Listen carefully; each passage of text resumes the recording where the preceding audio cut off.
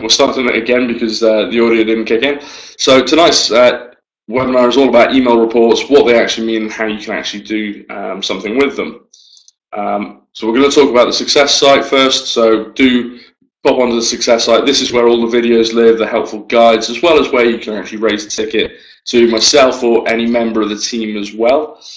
We've also then got our social media feeds as well, so do take a look at those as well. We do push out a load of great content on them, so if you're not liking us on Facebook or Twitter or LinkedIn at the moment, please do so. You guys work really hard on not just pushing out content about email marketing and about the stuff that we do, but also about business information as well, that people have taken some real nuggets away from them. That's me, Matthew Roll, Customer Success Director for InTouch. Do connect up with me on Twitter and LinkedIn. Do give me some feedback on LinkedIn as well, because there'll be some things that we'll go through in tonight's webinar, which we'll be asking for feedback about, of what actions have you taken away from this webinar. So do link up on there. Hopefully I have spoken to you before, and if not, we'll obviously speak very soon. So the agenda for tonight's webinar is all about going through email reports. So we'll cover off the basics and what they actually mean. We will look at why you need to actually pay attention to them. And then we'll also look at giving you some golden nuggets, or some key nuggets that you can take away. And those are the things that I want you to tweet me on to actually let me know how you get on with them. But also then it's about working smarter before you send the email, rather than getting you to work harder after the email. And then we'll actually do a bit of a Q&A session. So we've got a couple of questions that people have sent in, and obviously we'll open the floor up to everybody as well. So first of all, the basics. Well, the basics here are all about the reports that you get with the actual email. So this breaks it down, not just into a pretty little graph, but it shows you the total recipients, who you expected it to go to. So the list of people that you actually loaded up, as well as then who successfully got it. So for instance, say you put people, you got 300 people on a plane, the successful are the ones that make it all the way. So these are the people that you put them on, and they've all landed safe and sound. And with this email, that's happened perfectly, because nobody's bounced. So nobody's actually not being delivered or anything like that. So we'll cover off bounces more in a second, because there's a couple of different versions that you need to be aware of. You also see then the recipients that have actually opened the email, which is fantastic. And that's actually one of the questions that we've had in, so about what should you be aiming for in terms of open rates, and we'll cover that off in the Q&A section. But obviously there I've got 187 people that have opened it, so that's about a 34% open rate, so pretty good. I've then got the people that have clicked. Obviously here it's just a statistic because it's the overview. So we'll dive in and we'll see what we can do with those people in a bit. I've then got the negative stats, which are ones that you obviously want to avoid. It's the unsubscribes and the complaints. So these are people opting out and reporting your email as spam, and that's not what you want. And then you've got the inactives. But I'll come back to them in a bit, because one of the key nuggets of information that I'm going to give you tonight is how to deal with inactives as well. So basically, as you can see, my drawings are still here. So on the actual activity reports, when you go to the activity tab, so it's the first tab within the email report, one of the things that you can actually do here is you can group people by opens and click counts. So basically, this shows you the people that have actually opened your email, their email address. Obviously, I've blanked out those tonight because of data protection. But you can then filter them to say, well, show me everybody that's opened my email more than one time, or people who have clicked more than one link. So kind of top level stats, but actually it gives you some freedom to do other bits and pieces, to group them and to send out other emails to them, to target them better. It also shows you which individuals actually did, whether they hard bounced or whether they actually soft bounced, and I'll tell you the difference in a minute. Or actually, did the negatives and unsubscribed or complained. But it's a great way of actually filtering. Another little thing that I will draw your attention to is actually this section here, where it says show me people in a particular group. And this is actually quite an underused facility, because one thing that we talk about, and we'll be doing a webinar on data soon, and that is about segmenting your database and actually cutting it up, not just through reporting like we did in the last webinar, but actually using groups to their full effect. And this way you can actually filter things down by the actual groups that they're in. So you can say, well, just show me people who are customers that have opened these emails. So again, you can condense these reports down from really large bundles of data into really nice bite-sized chunks that you can do something with. Do what with? I'll save that for a little bit. Then you have the bounces. So again, what I'm doing in the basics is I'm going to explain about each of the tabs, because you may look at them and kind of go, okay, but what does that actually mean? Well, bounces are several different things. They're generally classified as hard bounces or soft bounces. A hard bounce is where the email address doesn't exist, or there's a mistake in it, so therefore it doesn't exist. You've then got soft bounces where there's something wrong with the end user, whether their mailbox is full, whether they're on holiday or something like that, and they've got an automated response. Sometimes that's classed as a soft bounce as well. Hard bounces will cut it off straight away. Once it's hard bounce, that's it. You can't email that person again unless you get further permission. A soft bounce, you've got multiple times to try before it knocks them off after, I think, about 3 consecutive goes. Consecutive being the operative word there. You've also got things like spam notifications or autoresponder. So again, the autoresponder tends to be the out of office, on holiday, that kind of thing. The spam notification is obviously self-explanatory. And sometimes emails bounce for unknown reasons. We've had something back from their server that doesn't necessarily count as a hard bounce or a soft bounce. It's 9 times out of 10 actually an issue with their servers. So obviously you can continue to communicate with those people.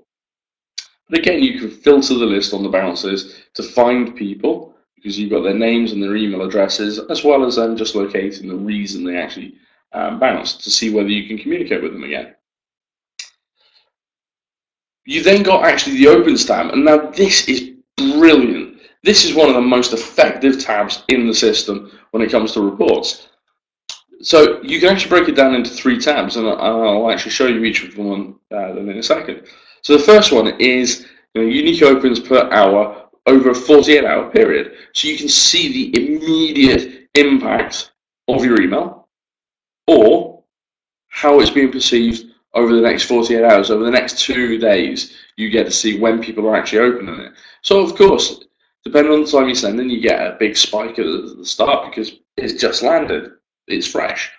But then obviously you get people opening it up over time. The next morning, the next day, you get another peak, or a few more opens, and again a few more opens throughout the time. But you can then see and you can use that data to pinpoint people better.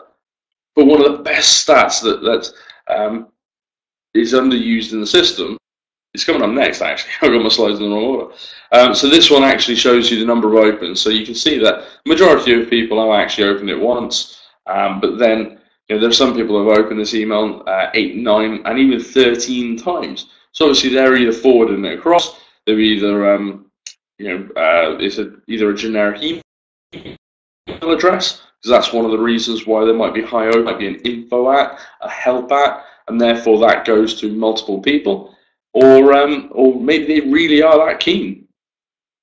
But one of the best stats in the system, I was going to say brilliant and got my words mixed up, but one of the best stats in the system is the time of day. So this, I think, people don't tend to look at too much. And again, it's one of the nuggets that I'll talk about in a bit. But knowing when to actually send your customers emails when they will have the best impact is something that is incredibly key. Why wouldn't you communicate with people when you know that they are receptive? But you'll only ever really find that out by actually looking at these stats. And this is why we wanted to do a webinar tonight on this, because there are lots of hidden gems in the reports that people don't necessarily use, but it could have such a profound impact on your communications. Timing your communications better based upon your audience could see your open rates be boosted by, say, 5 or 6%. Whilst that doesn't seem a lot, if you're getting 10% open rates, and I'm telling you, you could potentially get another 3 to 6% open rate, you'd bite my hand off for it.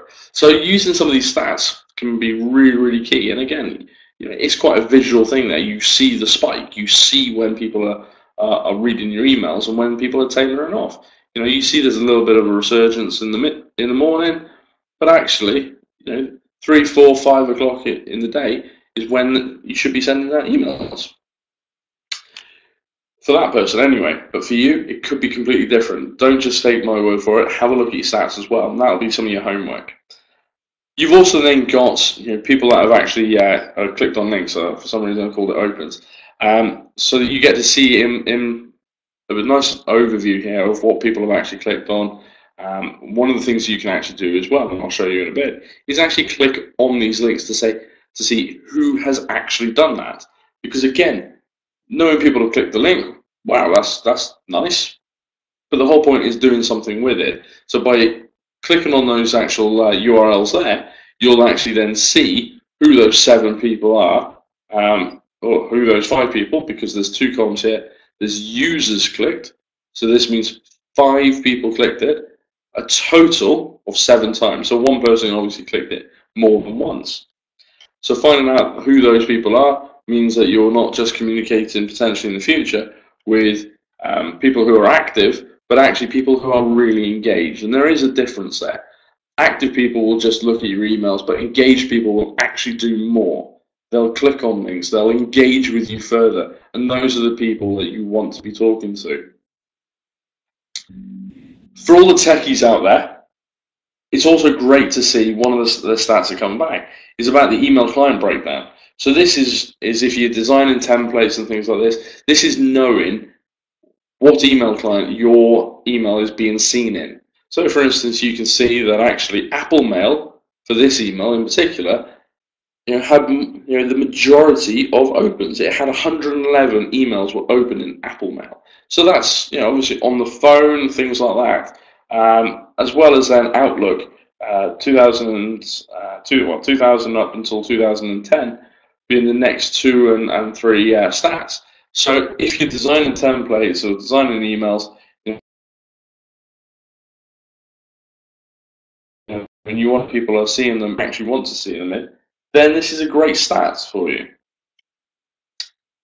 You've also got inactives. So I didn't show you the whole list of inactives here, but basically what this actually gives you is the name of the person and their email address. So it tells you the people that haven't actually opened your email. Now what an inactive are the images. They haven't clicked on any links. So technically they haven't shown any signs of life. Does that mean they haven't actually read your email? No, not at all. Whenever an email goes out, it actually goes out with not just the full HTML version, the nice glossy one with some images, everything like that, and all the tracking. It goes out with a plain text alternative as well. So whether people are looking at it on a mobile phone, that they've decided not to download HTML, or even their laptop and they've got Outlook running and they've shut off all images. So you want them to see your message, which is why we often say to people, don't deliver emails that are just one big image. Because if people don't download it, how do they know what it's saying? So, those people are going to be registered as inactive because they're not downloading images.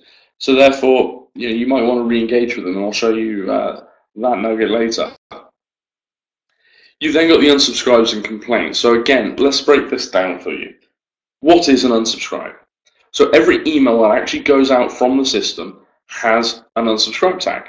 It's that little percentage, unsubscribe percentage that sits at the bottom of your emails that allows people, when it goes out, to click that link and opt out of your email. That comes back to us and we action that for you. You don't have to worry about anything. But you cannot physically get an email out of the system without that unsubscribe tag.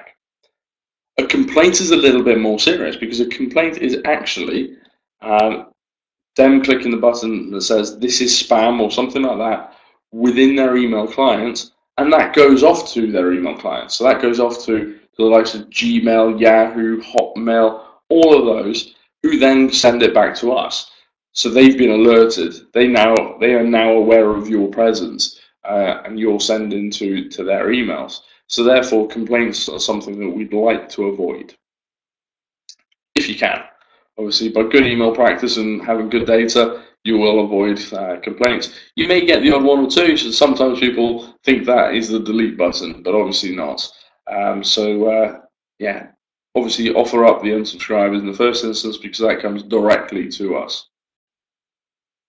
Then the final tab in the actual email section is all about the actual content. It allows you to go and revisit it, because if you send out as many emails as we do, sometimes it's sort of thinking, what did that email actually say? So this just ties everything up in a nice little package of going, okay, well, this was the email that you sent. So you can have a look at it. You can look at who it was sent from, because again, the whole point of all of this is looking back and seeing what's happened, what people have done with it, and then kind of breaking it down and saying, okay, well, why did they do that? So again, looking at the subject line and maybe breaking that down and say, well, actually, next time you should have personalized it and should have done this and should have done that. So it's all about learning. So this is why the content tab ties everything up in a nice, neat bow. But actually, why do you need to pay attention to them? Well, I already covered that slightly, because you need to pay attention to them because of the fact that you need to learn more about your customers. Rather than just blasting out an email and hoping for the best and that's it, why don't you use these stats to learn a bit more about your customers? So looking at the open stats chart, looking at that spike, you can clearly see that. So therefore, it is good to communicate with customers around this mark. So 3, 4, 5, 6 o'clock for this campaign. For yours, it might be completely different. For your industry, it might be completely different. The only way you'll find out is by actually looking at these stats and actually then kind of going, okay, well, maybe I see 2 spikes. So maybe I've got 2 windows of opportunity to send emails out. We've helped people in the past at a relatively famous sandwich shop where, what's the point of sending out an email at 6 o'clock in the evening when you want people to come in for lunch? Why not send out an email at 9, 10 o'clock, maybe even 11 at a push, when people are thinking about getting their lunch at 12 and 1, maybe 2. So therefore, targeting your customers is one of the key points of all of this, and nothing helps better than being able to be in the right place at the right time, because you've looked at the open stats and the actual key times here. But don't just look at it on one campaign. Look at it on a couple. Maybe just note them down on a piece of paper and just say, okay, well, campaign 1 had a peak of 3 and 4 o'clock. Do look at what time you actually sent them as well, because one of the other nuggets to take away from this, besides what I've put into the webinar tonight, is actually consistency.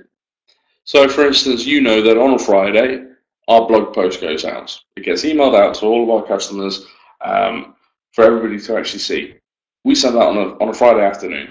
So whilst we're not draconian and say, right, we will send it out at 1 o'clock every Friday, and that is it, we send it out on a Friday afternoon because it's a light read-in for Friday afternoon or over the weekend that you can just have a flick through.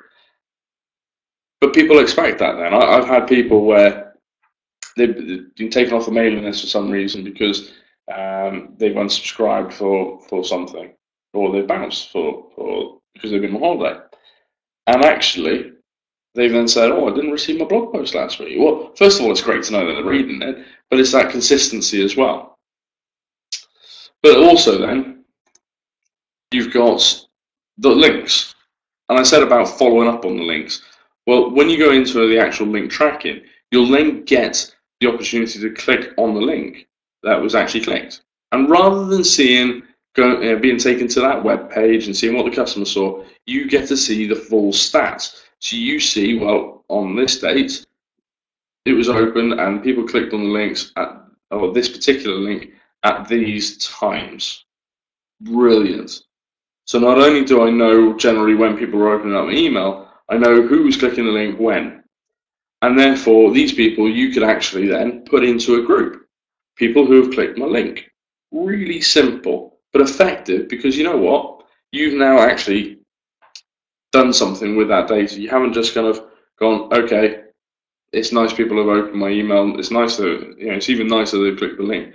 This allows you to do something with it, because that's the whole point. You don't just want to send out information. You want people to be engaged, and you want to be able to follow up on them from a sales point of view, or even just to know that your messages are actually being read and you're being attractive to people. Quite simply, people are doing something. You want to know people are doing something with your email. Don't waste that opportunity. That's the whole point of it, basically. You want to make sure that all that hard work and that time and effort that you actually put into creating that email, drafting that perfect message, and redrafting it over and over again to make sure that it says exactly what you want to say, looks exactly how you want it to look. You don't just want to go, well, there it is, it's out the door, and it's done, and people will come to me. People will come to that email, people will open that email, but they'll also then click on the links, and that's where you want to actually follow up, because if you don't, you're missing an opportunity.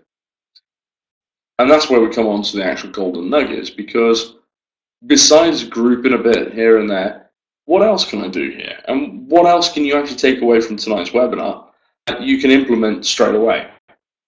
Well, the first thing is, you know what? When people actually click a link, don't just put them into a group.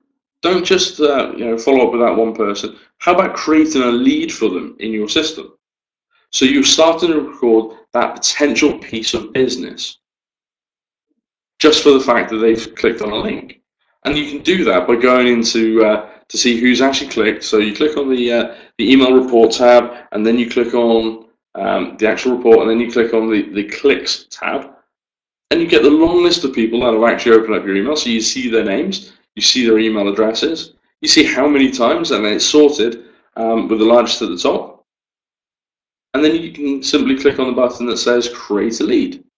Really simple, but then you fill out the details to say, okay, well, this person is potentially worth X because they've clicked on the link for, I don't know, it could be, I don't know, it's nice weather, so it could be sign up to buy a swimming pool from you, or a hot tub or something like that. So therefore you could say, well, this person is potentially worth £5 to me because they're going to buy a hot tub from me.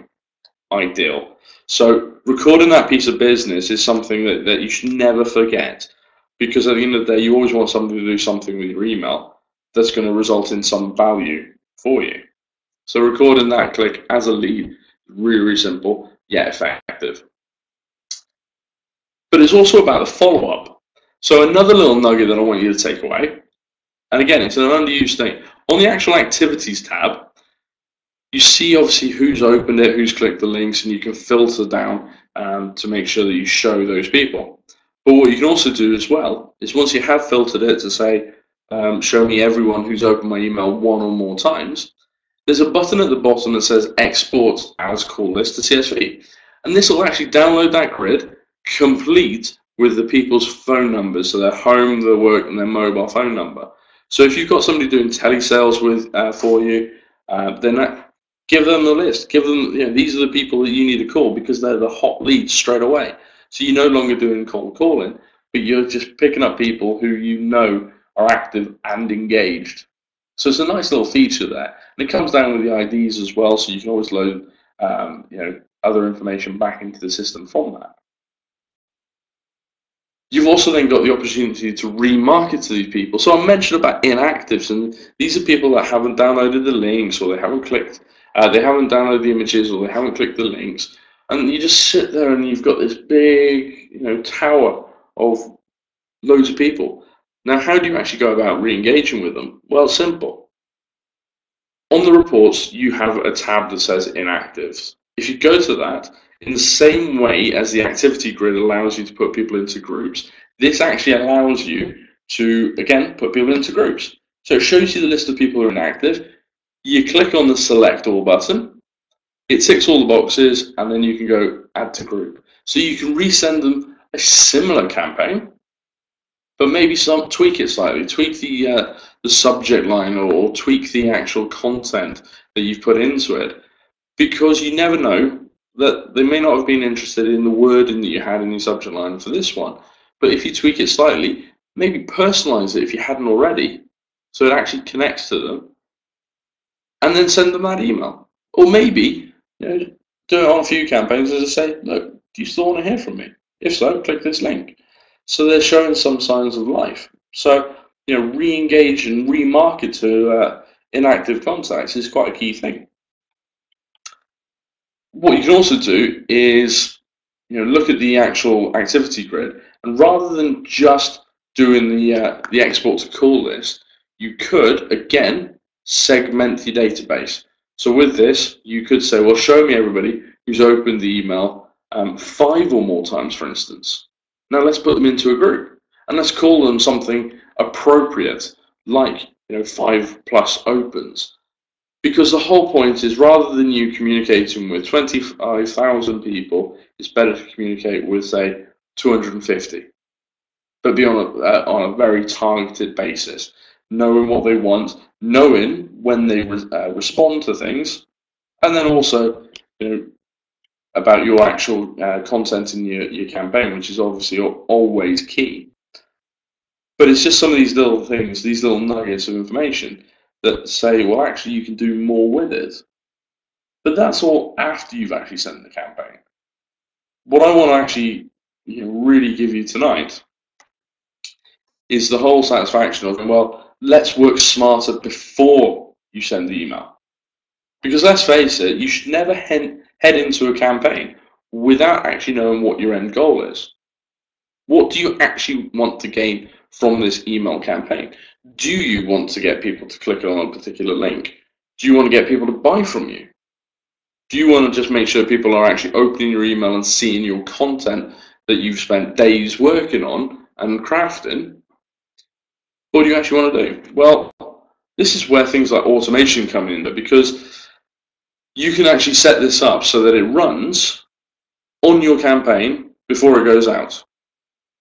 Bonkers.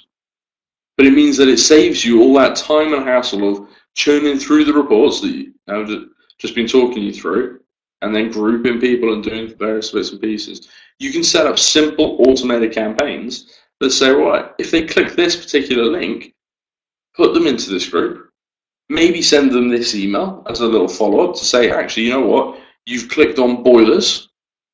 Well, you know what, we're having a sale on boilers at the moment. Buy one, you get £25 off or something like that, because you're targeting them better. As you can see by that little diagram, it's a flowchart.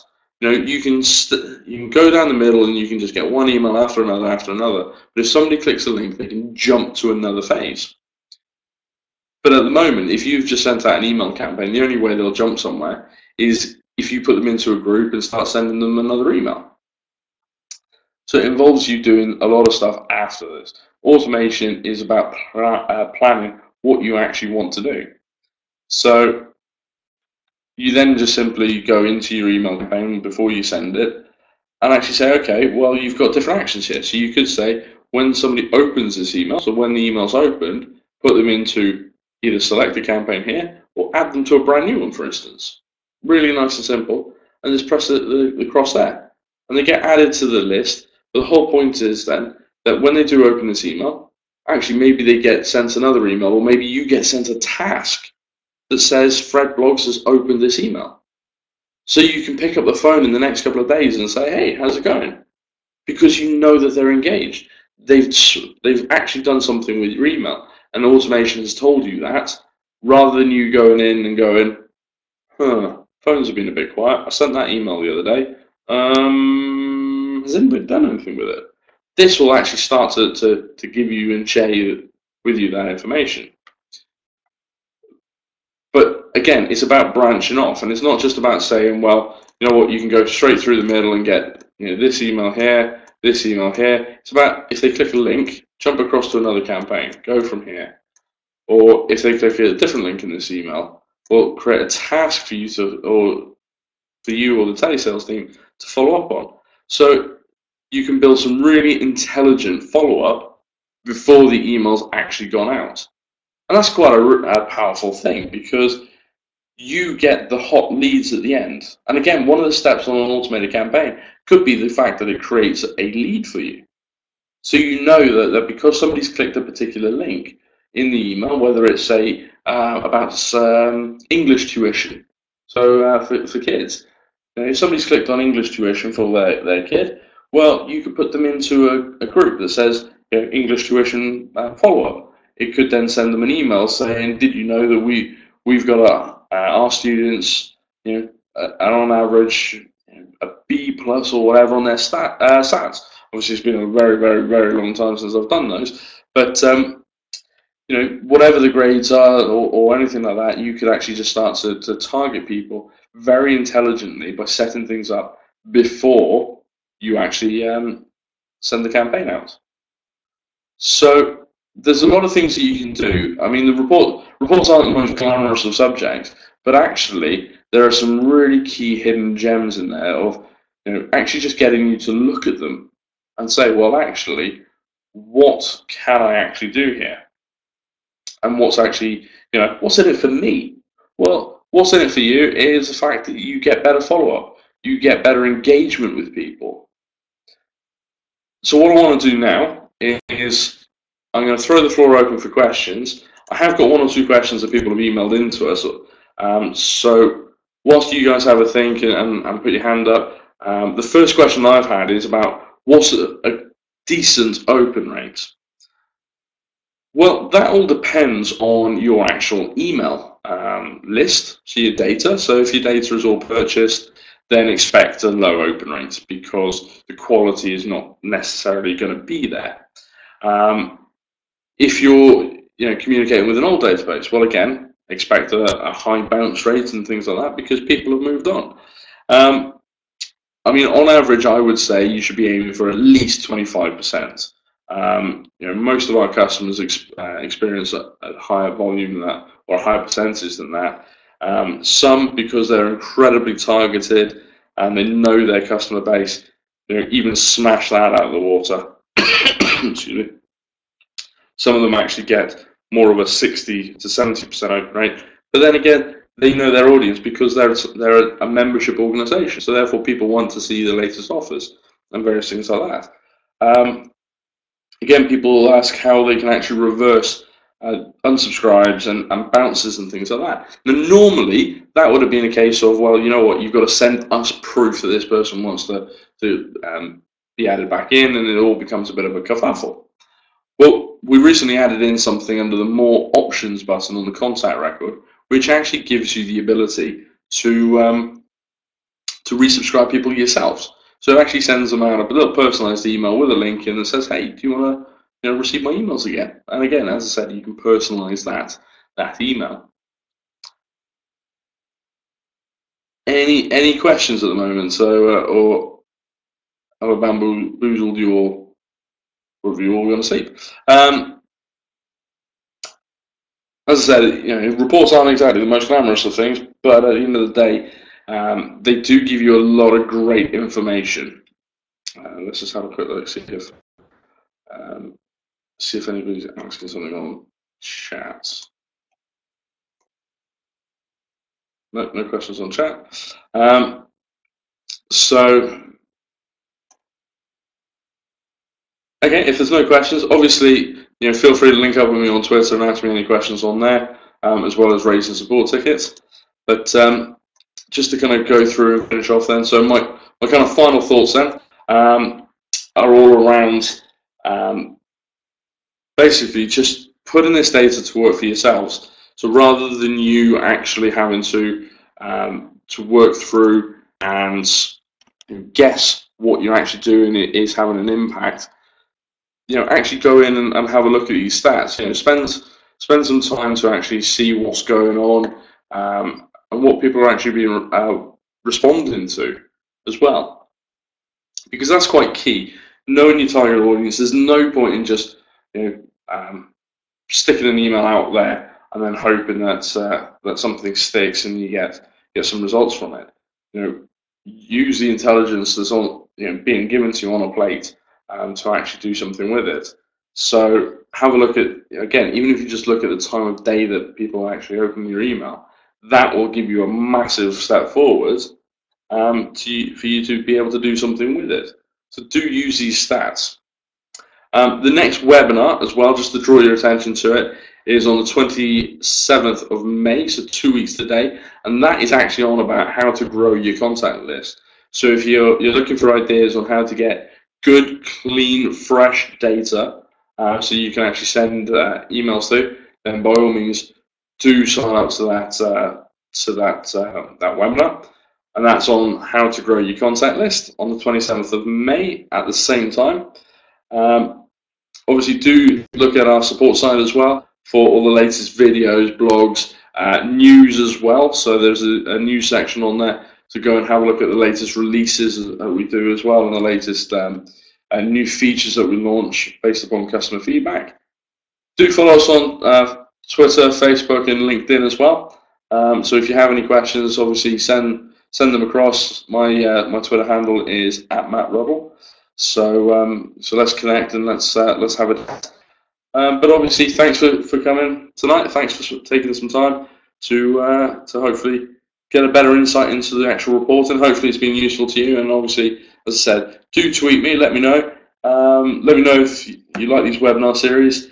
If there's any topics that you want to obviously for us to look at, then yeah, pop some ideas across. But thanks for your time tonight, guys, and yeah, good luck with your emailing. Thanks. Bye bye.